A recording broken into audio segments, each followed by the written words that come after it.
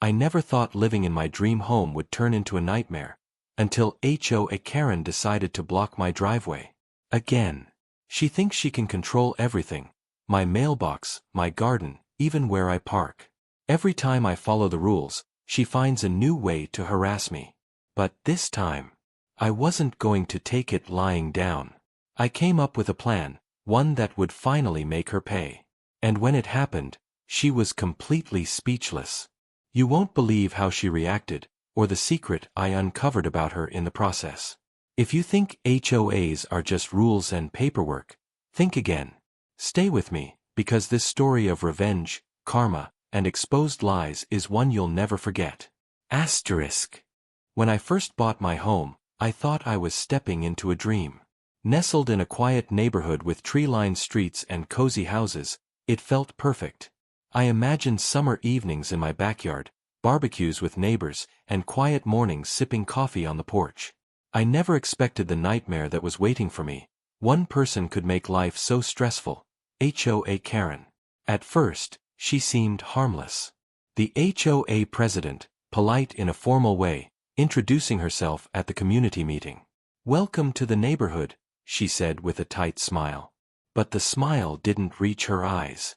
There was something about the way she scanned the street, checking every mailbox and lawn like a hawk, that made me uneasy. I brushed it off. Maybe I was just being paranoid. The first warning sign came a week after I moved in. I had placed a small decorative flag by my mailbox, a simple American flag, nothing fancy. A few days later, I received a notice from the HOA. Flag placement violates HOA rules. Fine, $50. I was confused. I reread the community guidelines. Nowhere did it say anything about small flags by mailboxes. I called the HOA office. The woman on the phone repeated Karen's words. "It's against the aesthetic rules." I tried to reason. I explained it was small, respectful, and nothing that would affect the neighborhood. But it didn't matter. Karen's answer was firm. Rules are rules. That was the first time I realized this wasn't about rules. It was about control. After that, things escalated slowly. Every little thing in my yard seemed to attract scrutiny. My garden had a few wildflowers. Fine. My driveway had a slightly crooked car. Another fine. Mailbox slightly chipped. Another warning. I tried to follow the rules as best I could, but it felt like the rules were a moving target. Every day, something new appeared on my doorstep, a letter, a fine, or a warning. And every time, it was signed with that same smug HOA Karen signature. The neighbors noticed. Some whispered behind my back, others avoided eye contact. It was subtle, but I could feel the judgment, the invisible pressure to conform to Karen's standards. She didn't just enforce rules, she enforced fear. I realized I wasn't the only one.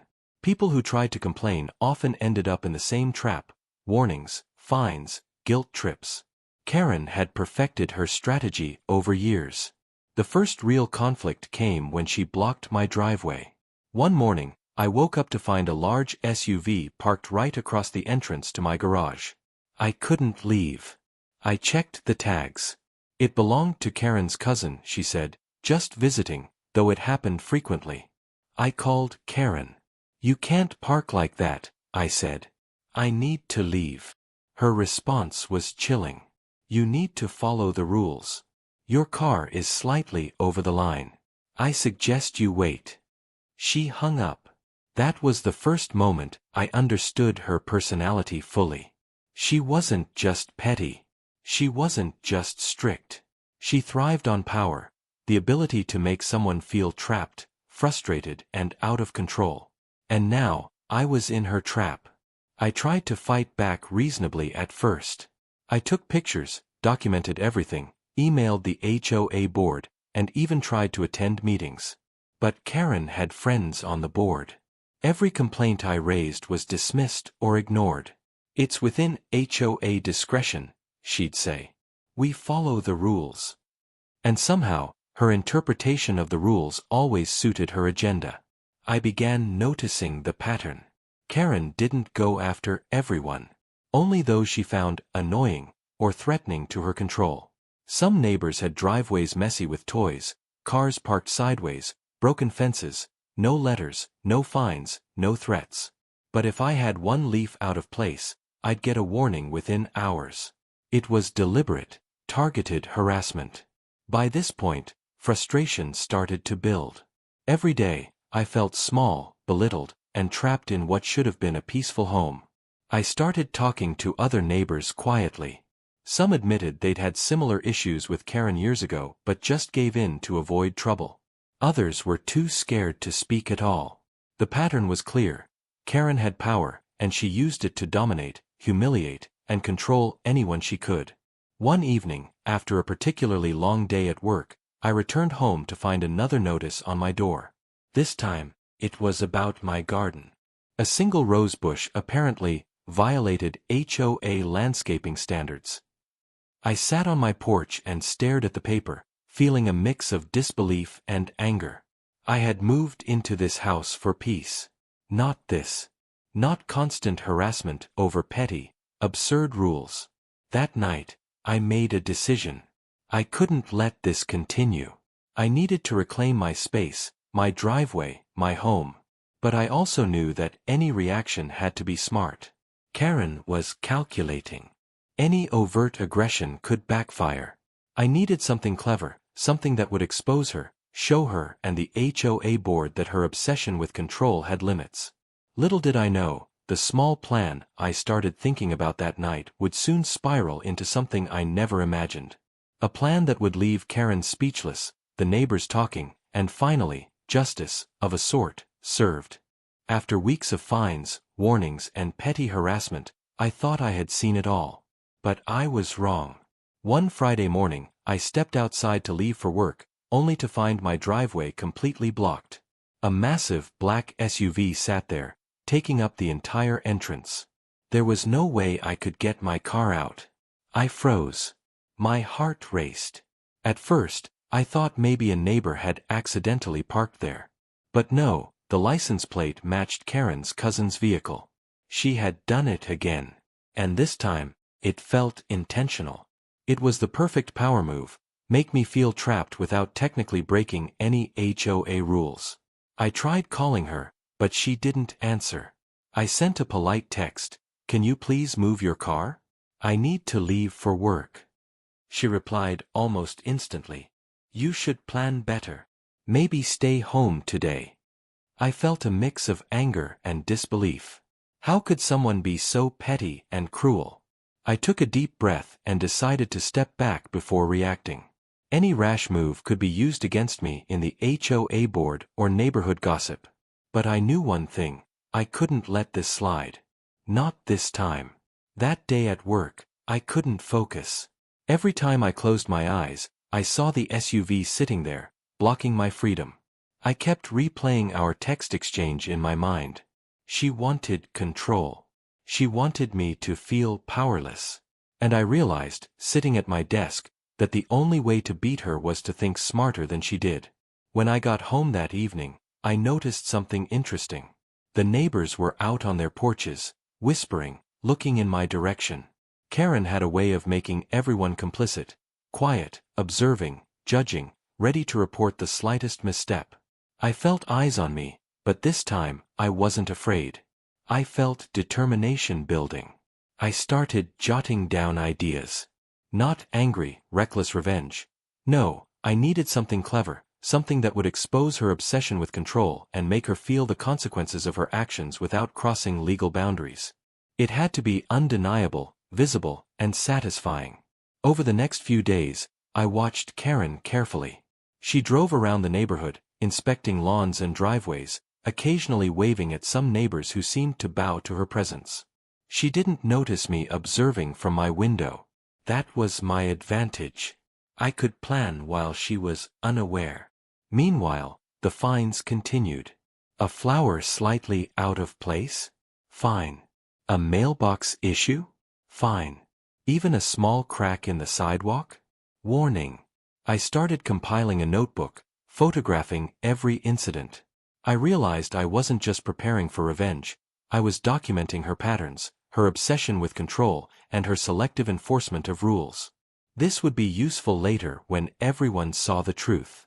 One afternoon, she left her SUV parked in the neighborhood again. This gave me an idea. I could subtly use her own methods against her.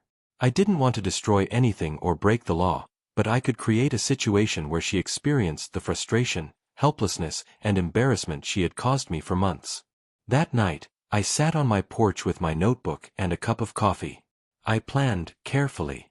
Every detail mattered. Timing, optics, exposure. It all had to be perfect. I even imagined the neighbors' reactions.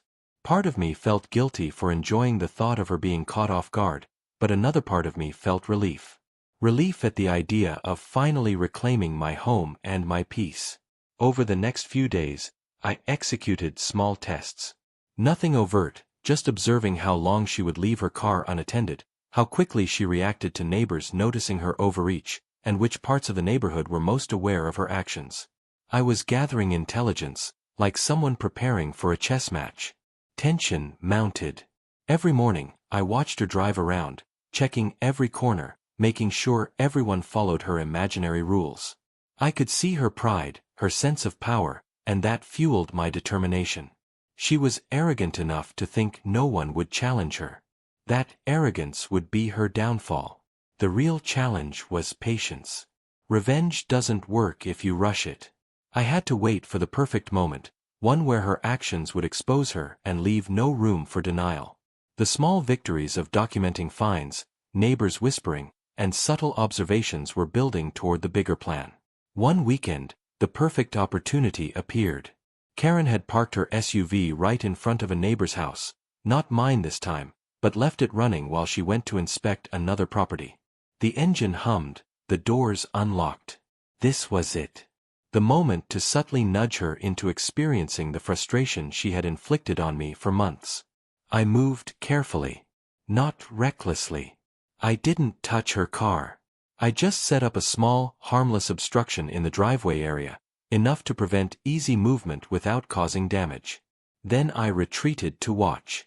It wasn't about breaking rules, it was about giving her a taste of her own medicine in a way that was visible and undeniable. I watched as she returned, expecting everything to be perfect, expecting the world to bend to her will. Her expression changed from pride to confusion, then frustration. She tried moving the SUV, but the obstruction forced her to maneuver awkwardly. Neighbors passing by noticed. Some smiled. Others whispered. And I knew, in that moment, the tide was turning. For the first time, Karen experienced a fraction of the stress and helplessness she had inflicted on me. And it felt satisfying, but more importantly, it felt justified. I had done nothing illegal, nothing reckless, but I had created a situation that exposed her obsession with control in front of everyone who witnessed it. By the end of the weekend, word had spread. Karen was humiliated, not completely, but enough that she realized she wasn't untouchable. I didn't gloat. I didn't announce anything. I simply observed and documented. This was just the beginning. The true revelation, the real payoff, was coming. The weekend incident with Karen's SUV gave me something I hadn't felt in months. Hope.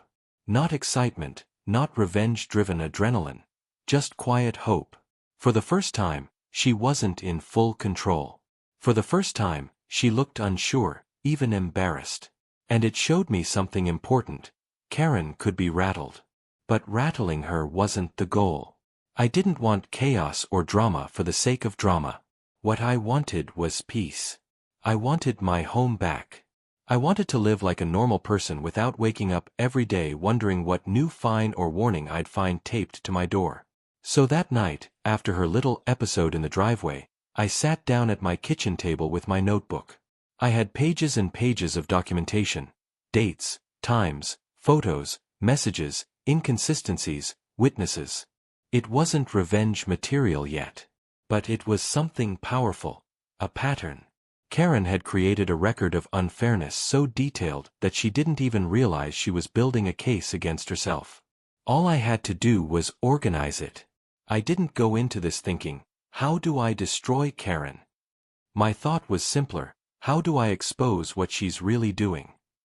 And more importantly, how do I do it in a way she can't twist, deny, or hide? For the next week, I collected calmly, quietly, carefully. I didn't break any rules. I didn't confront her. I didn't even make eye contact when I saw her circling the neighborhood like a patrolling hawk. I just observed, documented, and waited. The breaking point one Thursday morning, I walked outside holding my coffee, ready to head to work. And there it was. Another envelope stuck crooked on my door. Another fine. This time it said, violation, unauthorized exterior lighting. Fine, $75. I stared at it in disbelief. The unauthorized exterior lighting was a small solar porch light I had bought for $12. The kind that barely glows at night. I looked across the street. 3 houses had the exact same lights. Not similar, the exact same brand. No fines on their doors. No warnings in their mailboxes. Only mine. I stood there in the morning quiet, the sun barely rising, and something inside me broke. Not in a destructive way, but in a decisive way. I whispered to myself, enough. This was going in the file. A neighbor opens up later that day. As I returned home from work, a woman from down the street, Marilyn, walked over to me. She was older, gentle, always tending to her roses. She usually waved from afar, but never engaged. That day, she did. She looked around cautiously before speaking, like she was afraid Karen would jump out from behind a bush. I heard what happened on Saturday, she said softly. I stayed quiet. I didn't want to gossip. But she continued, you know, she's done this before. To others. I could hear the exhaustion in her voice. The years of dealing with Karen's dominance. She then lowered her voice and said, most people don't push back. That's why she keeps doing it. I nodded slowly. Marilyn hesitated for a moment, then finally said what she probably had been holding in for years. If you ever decide to do something about her, you won't be alone. It was the first time anyone in the neighborhood openly offered support. And it meant more than she knew. I realized this wasn't just my battle anymore. Karen had created an environment where everyone walked on eggshells. I thanked her and told her I was working on something quiet, something smart. She gave me a small smile and said, good. She needs a taste of her own medicine. Then she walked away, looking lighter, almost relieved. The plan takes shape that night. I organized my evidence into 3 sections. Section A. Inconsistent rule enforcement photos of neighbors breaking the same rules I was fined for. Dates. Times. No fines issued. Section B. Harassing behavior, all the messages, including the one where she told me to plan better, maybe stay home today. Section C. Abuse of authority footage, from my door camera, showing her inspecting my property more often than anyone else's. I stared at the folder, now nearly 2 inches thick. This wasn't just documentation. This was a mirror, one that would reflect her behavior clearly enough for the HOA board, and maybe even the entire neighborhood, to see. But I also knew something important. Facts alone don't change people like Karen. Exposure does. I needed the right moment. A moment she wouldn't expect. A moment she couldn't wiggle out of. The HOA meeting 2 weeks later, the perfect opportunity arrived. A flyer showed up on every door, HOA community meeting, attendance encouraged. These meetings were rare. And they were usually only held when something big was happening. Complaints, budget issues, elections, or disputes. I knew Karen would be there. I knew the board would be there. And best of all, I knew the neighbors would come too. People were tired. You could feel it. The atmosphere in the neighborhood had shifted ever since that weekend incident. People started whispering more openly, exchanging looks when Karen drove by. This meeting wasn't routine. This was a pressure point. And pressure points reveal truth. The setup, I didn't want drama. I didn't want shouting matches or accusations. I wanted something cleaner. Something undeniable. So I prepared a calm, factual presentation. No anger. No insults. No exaggerations. Just evidence. Timeline. Clear examples. Patterns. Even my tone was chosen carefully. Calm, steady, almost neutral. That was important. Emotional outbursts give people like Karen a way out. Facts delivered calmly give them no escape. The night before the meeting, I barely slept. Not because I was afraid, but because it felt like the night before a test you've studied months for. You know you're ready, but the anticipation still keeps you awake. I wasn't scared of Karen anymore. I wasn't scared of fines or warnings or blocked driveways. I was ready. The meeting begins. The community room filled slowly. Chairs lined up in rows, people murmuring, some glaring at Karen subtly. She, of course, walked around greeting people like a politician running for office. Fake warm smile, overly friendly tone, pretending everything was perfect. I sat in the back with my folder, waiting. The room quieted as the meeting started. Karen stood at the front, clipboard in hand. "Welcome, everyone," she began. "Tonight we will be addressing community concerns and," this was my cue. I raised my hand. She paused mid-sentence. Her eyes narrowed, not obviously, just enough to see the irritation beneath the surface.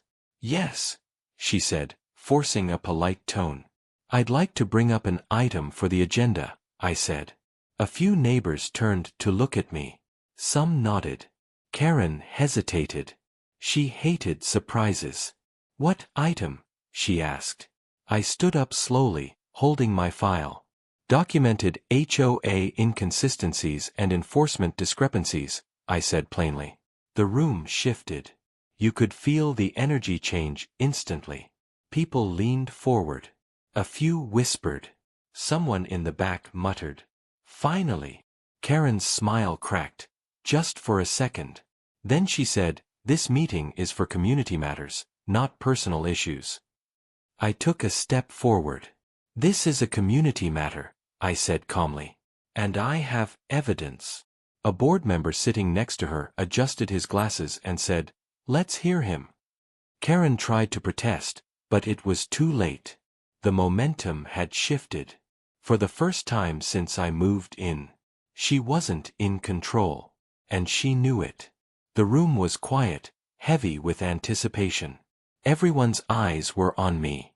I held my folder like a shield, not for protection, but to show that I had prepared, that I had evidence, that this wasn't just a complaint, it was a record.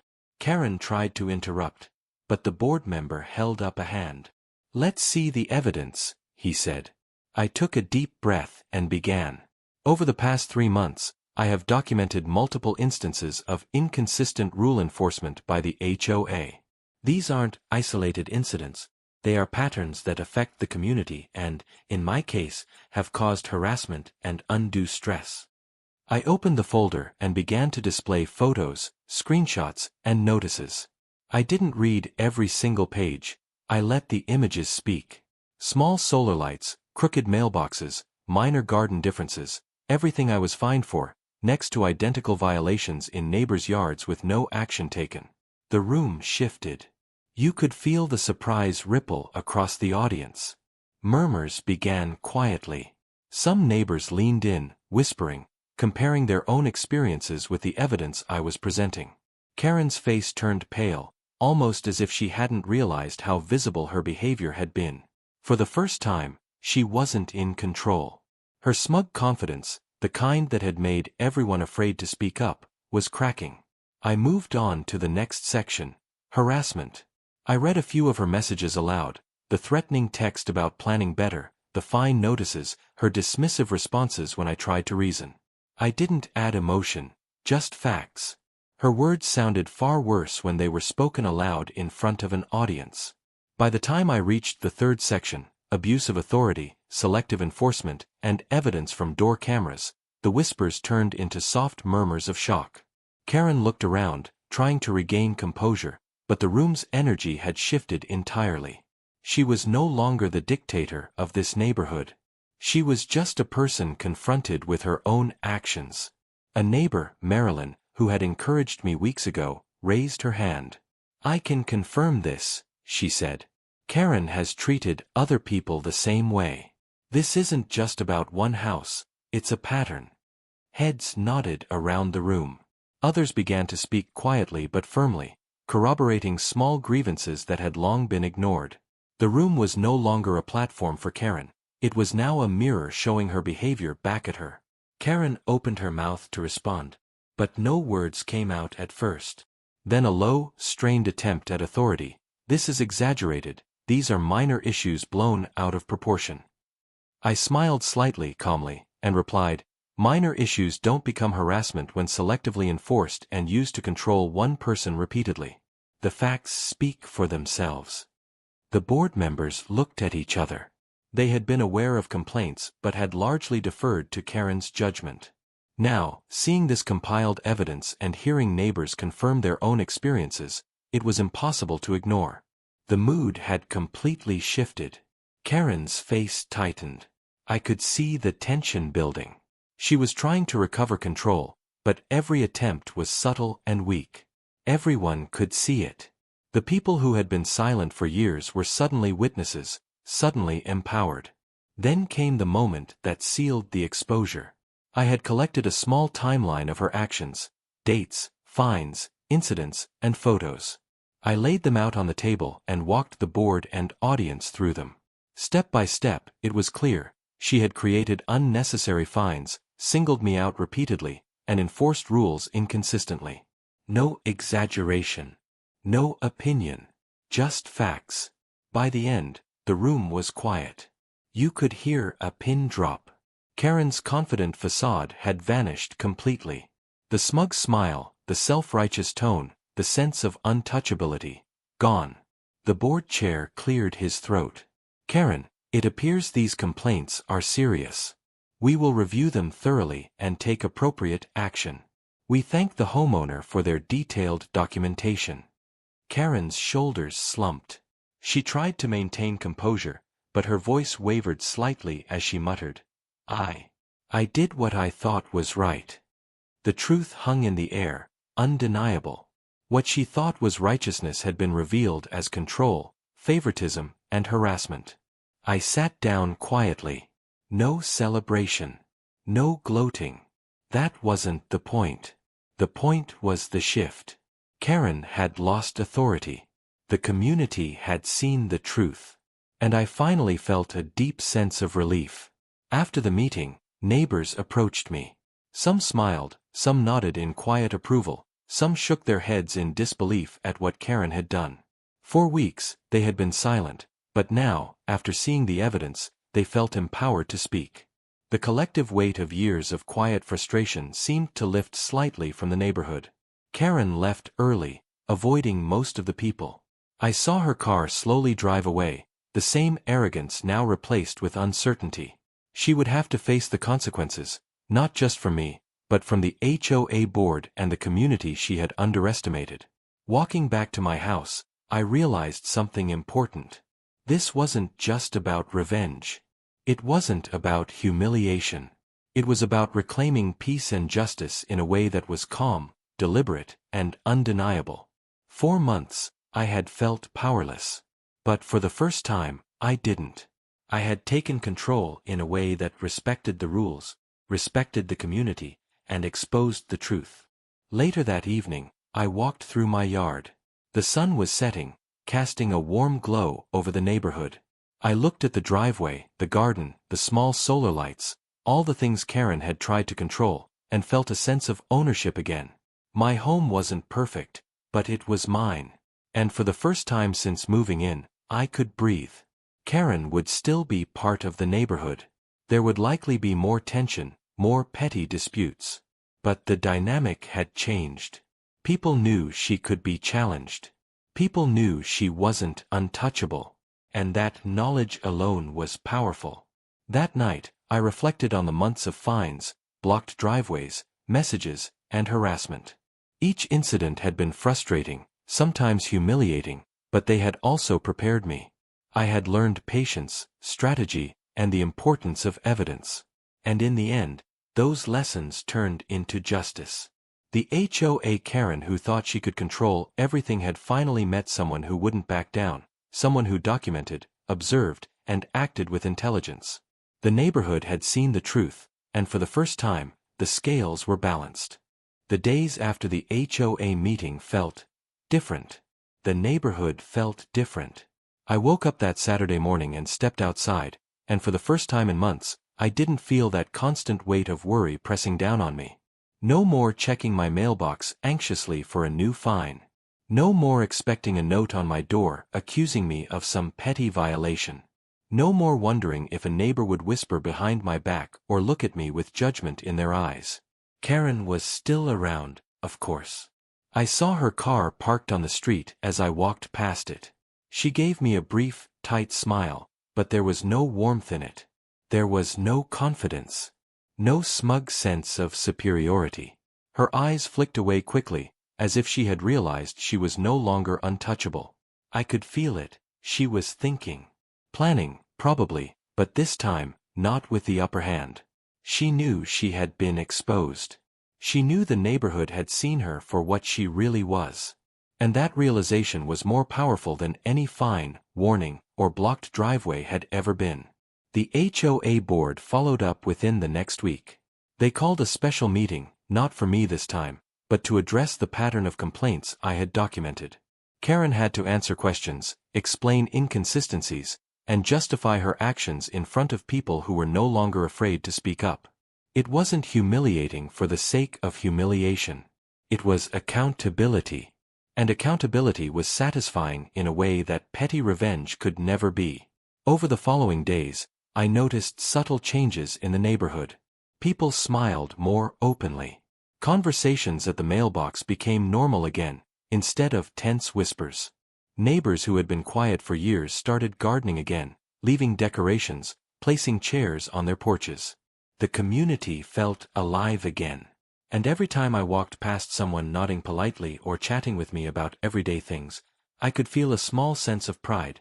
Not arrogance, not gloating, but pride that justice had quietly been served. Karen's presence was still there, but it had changed. The aura of authority she once held had diminished. She was just another neighbor now. And for her, I imagine, it was frustrating to feel powerless after months of being in total control. I didn't need to push further. I didn't need to escalate. Simply letting the evidence speak, letting the board and the neighborhood see her actions, was enough. I reflected on the months of stress, fines, and harassment. It hadn't been easy. There were mornings when I felt anxious to even leave the house. Days when a simple walk to the mailbox made my heart race. Nights spent planning and observing had been exhausting. But every moment had been necessary to build the foundation for this resolution. I had learned patience, careful observation, and the importance of documentation. Those lessons became my tools, and in the end, they created the outcome I needed, a restored sense of peace in my home. One afternoon, I saw Marilyn, the neighbor who had encouraged me weeks ago. She smiled as we waved at each other from our yards. "It feels lighter now," she said. "Like the neighborhood can breathe again." I nodded, smiling back. "It does. And it's not just us. Everyone else seems to notice it too." She paused and said, softly, "You did the right thing. Standing up calmly, clearly. That mattered." It was true. Calmly, clearly, and consistently. I hadn't yelled. I hadn't sabotaged. I hadn't reacted recklessly. I had stayed observant, documented the facts, and acted strategically. That's what had made the difference. That's what had exposed Karen fully, and more importantly, safely. A few weeks later, life returned to a new normal. Karen still tried to enforce a few rules here and there, but it was subdued. She was aware that any action could be scrutinized now. Any attempt to bully or target someone could backfire, publicly and painfully. The dynamic had shifted. She no longer had free rein to dictate fear. The balance of power was restored. I could finally enjoy my home again. Even the small things, the sun on my porch, the flowers in my garden, the quiet evenings without worry, felt significant. It wasn't just the house that mattered, it was the freedom to live there without constant interference. That was victory. That was peace. Reflecting on the whole experience, I realized something. HOA conflicts aren't just about fines, rules, or blocked driveways. They're about control, power, and the psychology of influence. When someone like Karen operates unchecked, it affects not just your home, but your mental and emotional well-being. It isolates you. It makes ordinary life feel like a constant struggle. And that's why documentation, careful planning, and calm persistence matter so much. I also realized that the community itself is powerful. Alone, we might feel powerless, but when neighbors speak up, corroborate experiences, and support one another, the balance can shift. Karen hadn't just been exposed because of me. She was exposed because the neighborhood collectively refused to let fear dominate their lives. Sometimes, revenge isn't about dramatic payback. It's about justice, clarity, and restoration. It's about showing someone the consequences of their actions in a way they can't deny. And it's about reclaiming your own peace. As for me, I've moved forward. I tend my garden. I leave small decorations on my porch. I park my car wherever I need to. And for the first time in months, it's mine. The rules now feel fair. The neighborhood feels lighter. And whenever I pass Karen on the street, I notice her quiet acknowledgement that she no longer has control. That is, in itself, enough of a victory. The months of fines, harassment, blocked driveways, and tension had felt unbearable at the time. But in retrospect, they shaped a story of patience, strategy, and quiet resilience. I didn't just survive HOA Karen. I reclaimed my life and, in the process, reminded the neighborhood that fairness, clarity, and courage matter more than petty power plays. And sometimes, that is all the revenge you really need.